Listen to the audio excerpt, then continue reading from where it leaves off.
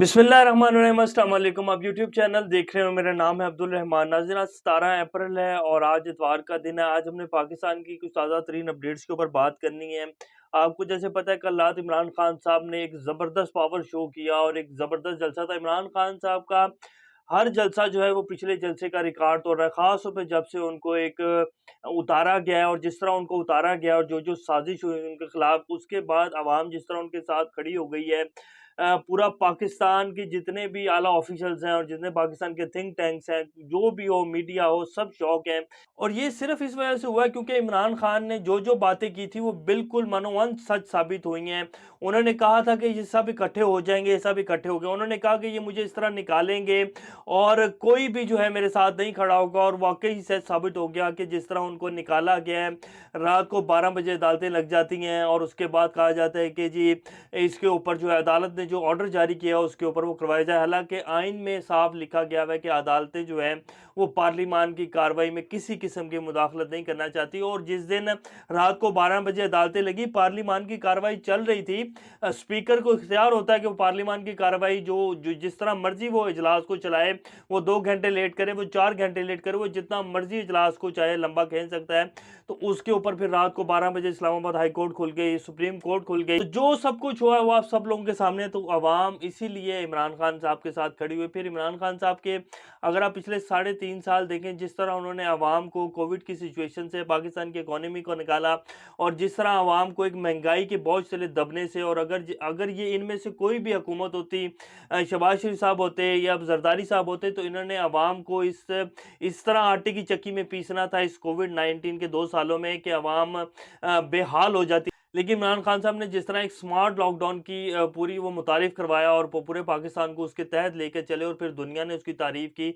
तो जिस तरह इमरान खान ने कोविड से निकाला पाकिस्तान को, इकोनॉमी को रिवाइव किया, और जो-जो इक़दामात किए, लंगर खाने, हेल्थ कार्ड, और जितने भी आप गिनवाने लगूँ तो ये सारे टाइम कम पड़ जाएगा। लेकिन इमरान खान ने जो 3.5 साल में काम किए हैं, ये लोग पिछले 30 साल में नहीं कर पाए। तो इस वजह से इमरान खान के साथ अवाम खड़ी हो गई। तो आज हम जलसे के ऊपर बात करेंगे। इसके साथ-साथ कल जो है पाकिस्तान की सिक्योरिटी फोर्सेस के जवान, 8 हमारे जो जवान हैं जो कि हमारी सरहदों पे बैठे हैं और इस मुल्क की हिफाज़त कर रहे हैं, जिनको हमेशा से मेरा सलाम रहा है, और उन माँओं को और उन बच्चों को जिनके वालिद हज़रात, तो वो सारे लाज़मी बात है, उनके घर-बार हैं, पीछे उनके बच्चे हैं जो उनका इंतज़ार करते हैं। लेकिन ये हमारे सिपाही भाई, हमारे फ़ौजी भाई जो हैं वहाँ बैठे सरहदों के ऊपर हमारी हिफाज़त के लिए बैठे हैं और हमारे मुल्क की हिफाज़त के लिए बैठे हैं। तो कल हमारे जो 8 आर्मी के जवान हैं वो इनको उनको उनके ऊपर हमला किया गया शिद्दत पसंदों की तरफ से, और उनको शहीद कर दिया गया, और तकरीबन 5 से 6 जो हैं शिद्दत पसंद, उनको भी जहन्नुम वासिल कर दिया गया। आज इसकी कुछ तफसीलात बताएँगे, और इसके साथ-साथ एक बड़ा अहम काम जो है पार्लिमान में किया गया। कौमी असम्बली की जो कार्रवाई शुरू हुई है, शहबाज शरीफ साहब के अंडर, शहबाज शरीफ वज़ीर-ए-आज़म है, तो दोबारा से फ़ौज के ऊपर हमले शुरू कर दिए गए हैं। और दोबारा से पता नहीं, हमारे अदारे यही चाहते हैं कि हमारे ऊपर जो है कीचड़ उछलता रहे, और ये लोग जो है हमारे ऊपर कीचड़ उछालते रहें, क्योंकि ये वही लोग हैं जिन्होंने पिछले 3 साल में क्या-क्या कुछ नहीं कहा, किस तरह का बयानिया था जो पीटीएम लेकर चली, और फिर मरियम नवाज़ शरीफ साहब ने क्या-क्या नहीं कहा, फिर नवाज़ शरीफ साहब ने बरतानिया में बैठ के क्या-क्या कुछ नहीं कहा फ़ौज के बारे में। वो बाकायदा जनरल बाजवा और जनरल फैज़ हमीद के ऊपर डायरेक्ट इल्ज़ाम लगाया, और फिर जरदारी साहब के भी जो बयानात हैं वो कुछ ढके-छुपे नहीं हैं। तो ये इन सब लोगों ने कोई भी कमी नहीं की। तो शायद लगता है दोबारा इनको लोगों को इसलिए लाया गया है कि ये दोबारा जो है कीचड़ उछलता रहे हमारे ऊपर और ये सब कुछ होता रहे। तो कल उसकी जो है दोबारा से कार्रवाई शुरू कर दी गई है हमारी कौमी असम्बली में, वो बताएंगे कि कैसे हुई। लेकिन इससे पहले अगर आप लोगों ने चैनल को सब्सक्राइब नहीं किया तो रेड बटन को प्रेस कर लें और बेल आइकॉन को प्रेस कर लें, ताकि लेटेस्ट अपडेट्स आप लोगों को मिलती रहें और ये जो हमारा ताल्लुक है ऐसे ही जुड़ा रहे। सबसे पहले हम इमरान खान साहब के जलसे की बात करेंगे। मैं अब जलसे की कुछ तस्वीरें हैं जो आपके सामने शेयर करूंगा। आप सब लोगों ने देखा होगा, क्योंकि पूरा पाकिस्तान कल जब इमरान खान साहब खिताब कर रहे थे तो सिर्फ टीवी के ऊपर बैठा हुआ था, या जलसा देख रहा था, या आवाम सड़कों के ऊपर निकली हुई थी। तो इमरान खान साहब ने जो जलसे में कुछ अहम बातें की, मैं उनकी कुछ वो बताऊंगा, और बताऊंगा कि उनका ये कहने का मकसद क्या था और वो किन को पैगाम देना चाह रहे थे और उन्होंने क्या क्या बातें की। बाकी तो उन्होंने एज यूजुअल बताया कि हमें आज़ादी की जंग लड़ रही है और मेरे साथ इन्होंने ये किया, जो वो नॉर्मल बातें करते हैं। लेकिन जो कुछ अहम उनकी बातें थीं, जो उन्होंने पैगाम पहुँचाना था, उन्होंने बताना था कि अगर ऐसा किया गया तो फिर ऐसा होगा, और वो हम आपको बताएँगे। जैसे हमने आपको पहले भी बताया था कि शहबाज शरीफ साहब ने आते ही जो पहला काम किया, वो किया कि जी फॉरेन फंडिंग वाला जो केस है, वो इस्लामाबाद हाई कोर्ट ने फ़ौरन फैसला दे दिया कि जी उसकी 1 महीने में उसको कंप्लीट करके जो है इस केस का फैसला किया जाए। बाकी इस्लामाबाद हाई कोर्ट में लाखों के हिसाब से केसेस पड़े हैं।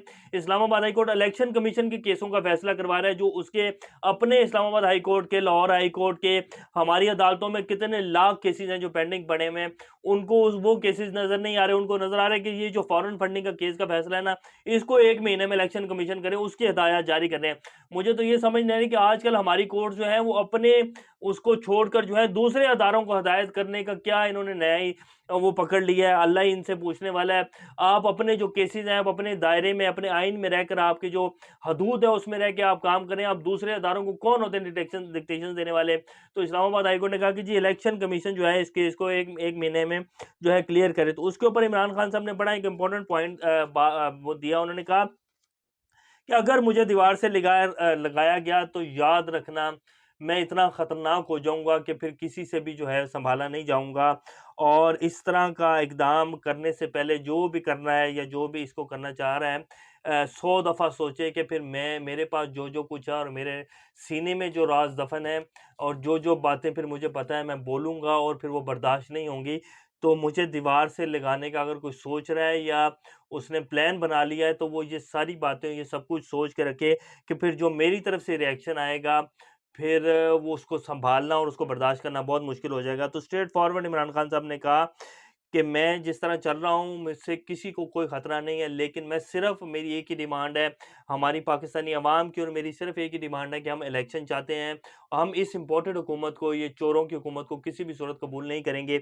इससे ज़्यादा मैं कुछ नहीं चाहता, और अगर मेरे खिलाफ़ कोई भी ऐसी कार्रवाई या मुझे दीवार से लगाने की कोशिश की गई, तो उसके फिर जो कॉन्सिक्वेंसेज़ होंगे वो खुद भुगतेगा जो उसे इशारे प्लान कर रहा है। तो ये जहाँ उन्होंने पैगाम पहुँचाना था वो पहुँचा दिया है, और मेरा जहाँ तक ख़्याल है कि पैगाम बहुत ठीक पहुँचा है। इसके साथ-साथ फिर उन्होंने कहा क्या हमारे मौजूद जो जज हज़रात साहब हैं, इनको रात को 12 बजे, आज फिर उन्होंने ज़िक्र किया कल रात को जलसे में, कि हमारे मौजूद जज हज़रात साहब जो हैं उनको रात को 12 बजे अदालतें लगाना याद आ गई। तो कल जो पंजाब असेंबली में हुआ और फिर जो हॉर्स ट्रेडिंग हुई और जिस तरह पंजाब असेंबली में तशद्दुद किया गया, आइन को तोड़ा गया, आईजी को भेज दिया गया पुलिस फ़ोर्स के साथ, और फिर जो पुलिस ने वहाँ किया, और जिस तरह जो स्पीकर हैं परवेज़ इलाही साहब, उनके ऊपर तशद्दुद किया गया इतने ज़ीरक सियासतदान, क्या उसके ऊपर लाहौर हाई कोर्ट को या इस्लामाबाद हाई कोर्ट या सुप्रीम कोर्ट को उसको नोटिस नहीं लेना चाहिए था? तो इसके ऊपर फिर उन्होंने शदीद तनकीद की, और ये बनती भी है। जब आप रात को 12 बजे उठ के ये इस चीज़ का नोटिस ले सकते हैं कि जी ऑर्डर पे हमने ऑर्डर किया था उस पर अमल हुआ है कि नहीं हुआ, तो आपको इसके ऊपर भी जो है नोटिस लेना चाहिए था कि कल ये पंजाब असेंबली में क्या हो रहा है, तो इसके ऊपर भी नोटिस लेना चाहिए था। फिर उन्होंने कहा कि मेरी सिर्फ एक ही डिमांड है, मुल्क में जल्द से जल्द इलेक्शन करवाए जाएँ।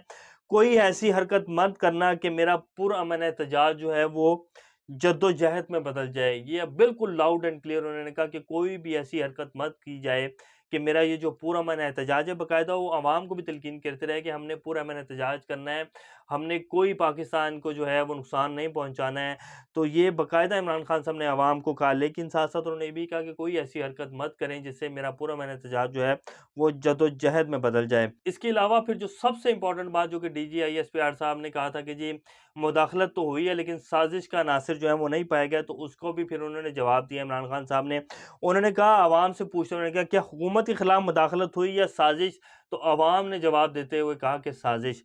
तो ये मेरे ख्याल क्लियर हो गया होगा वैसे जनरल बाबर इफ्तिखार साहब को भी कि क्या वाक़ई साजिश हुई थी या मुदाखलत हुई थी, और क्या उन्हें ये वर्ड इस्तेमाल करना चाहिए था। मेरा तो ख़्याल है अपने तज़्ज़िये के मुताबिक कि उन्हें प्रेस कॉन्फ्रेंस नहीं करनी चाहिए थी, और जिस तरह उन्होंने सवालों के जवाब लिए, कोई भी सवाल नहीं उन्होंने छोड़ा, इतनी लंबी प्रेस कॉन्फ्रेंस और इतने सारे सियासी सवालों के जवाब, और फिर कहना कि डॉलर का रेट और मुल्क के हालात, तो ये उन्होंने खुद अपने आप को मतनाज़ा बनाया है। बहरहाल जो उन्होंने कहा था उसका जवाब उनको कल के जलसे में मिल गया। अब हम लास्ट में आपको बता देते हैं कि इस टाइम जो पाकिस्तान के जो सिचुएशन जो चल रही है अफ़गानिस्तान के साथ, कल रात को जो है ये अल जज़ीरा की भी खबर है और पाकिस्तान की भी मुख्तलिफ न्यूज़ एजेंसीज़ ने इसको कवर किया है। Taliban issues warning over civilian killed by Pakistan rockets and aerial raids on two different Afghan provinces resulted in civilians casualties. Pakistan ने जो है कल रात कुनड़ के जो इनका सूबा है उधर पाकिस्तान के जेट्स ने हवा वो की है, एयर स्ट्राइक की है। और वो एयर स्ट्राइक सिर्फ इस वजह से की क्योंकि ये जो जितने भी हमारे जवान शहीद हुए हैं, एक ये कुछ खबरें मसूल उड़ती हो, कुछ रिपोर्ट्स थी कि ये जितने भी कुछ दहशतगर्द भागे हैं वो कुनड़ वाली साइड पर गए हैं, तो इस वजह से ये रेड की गई है और एयर स्ट्राइक की गई है, जिसमें कुछ अफ़गान जो लोकल कम्युनिटी है, जो लोकल लोग थे, उनकी भी कैजुअलिटीज़ हुई हैं, जिनमें कुछ 5 बच्चे हैं। अल्लाह उनको जो है ग़रीक़ रहमत करे और उनके दर्जात बुलंद करे। जो इनोसेंट लोग हैं वो पाकिस्तान में मरें या अफ़गानिस्तान में मरें, अल्लाह उनके दर्जात बुलंद करे और शहादत के दर्जे पे उनको फ़ाइज़ करे और उनके अहल खाना को सब्र अता करे। इस जंग में पाकिस्तानियों ने भी 80,000 जानों का नज़राना दिया है और अभी तक दे रहे हैं। आए रोज़ जो है धमाके होते हैं। पिछले 1 डेढ़ 2 महीने में देख लें आप, पेशावर में मस्जिद में धमाका हुआ और इस तरह के वाक़यात होते रहते हैं। तो ये इनोसेंट लोग अफ़गानिस्तान में मरें और ये मुसलमान हैं वो कहीं भी मरे, उसका दुःख होता है हमें। तो बहरहाल ये इस टाइम की लेटेस्ट सिचुएशन है और इसके साथ-साथ हम आपको लास्ट में खबर बता देते हैं कि मोहसिन दावर और अली वज़ीर, जिनको स्पेशल जो है वो बुलाया गया और प्रोटेक्शन ऑर्डर जारी करके उनको बुलाया गया कि आपने वोट डालने हैं। ये पाकिस्तान के लिए एक बड़ा जो है, पाकिस्तान का एक बड़ा दिन है, तारीख़ी दिन जो है, तारीख़ रकम की जा रही है। लोगों को ख़रीद कर जो है एक ऐसे बंदे की हुकूमत गिराई जा रही है जो पाकिस्तान के लिए अपनी जान तोड़ मेहनत कर रहा है और जो पाकिस्तानी अवाम के लिए अपने आप को ना झुकने दे रहा है और ना पाकिस्तानी अवाम को झुकने दे रहा है। और जो-जो उसने किया है, तो उसके लिए, उसको गिराने के लिए इन जैसे लोगों को जो है प्रोटेक्शन ऑर्डर जारी किए गए। और फिर नाज़िम जोकियों का जिस एमपीए साहब ने कत्ल किया, तो उनको बाकायदा दुबई से बुलाया गया और उनके जो है उनको बेल जो है उनकी मंज़ूर करवाई गई। तो इस तरह ये हुकूमत बनाई गई है। तो उसके बाद कल जब कौमी असम्बली का इजलास हुआ तो मोहसिन दावर और अली वज़ीर ने फिर खूब इसके ऊपर आज कल जो है वो हमारी फ़ौज को, जनरल बाजवा साहब को उन्होंने आड़े हाथों लिया और खुलकर तनकीद की और साथ उन्होंने ये भी कहा कि ये जो कुनड़ में एयर स्ट्राइक की गई है, ये बाजवा ने करवाई है और ये बाजवा जो है बहुत कुछ उन्होंने, यानी कि ऑल फॉर बका, मैं स्ट्रेट फॉरवर्ड वो बातें नहीं करना चाहता यहाँ, लेकिन बहुत खुलकर जो है तनकीद की गई हमारी फ़ौज के ऊपर। पता नहीं क्या ये सब कुछ जो हुआ है और जो-जो सेटअप बनाया गया है, ये किस लिए बनाया गया है और क्या पहले फ़ौज के ऊपर, कम हमारे अदारों के ऊपर कीचड़ उछाला है इन लोगों ने, समेत जितने भी ये लोग हैं, नून लीग हो, पीपल्स पार्टी हो, जो-जो होता रहा है, क्या फिर से वही सब कुछ चाह रहे थे हम? अब ये तो हमारे जितने आला ऑफ़िशियल्स हैं वही इस बात को अच्छे से जानते हैं। बहरहाल आज की यही कुछ अपडेट्स थी। इंशाल्लाह नेक्स्ट अपडेट के साथ दोबारा आप लोगों के सामने हाज़िर होंगे। तब तक अपना और इस चैनल का ख़्याल रखिएगा। अल्लाह हाफ़िज़।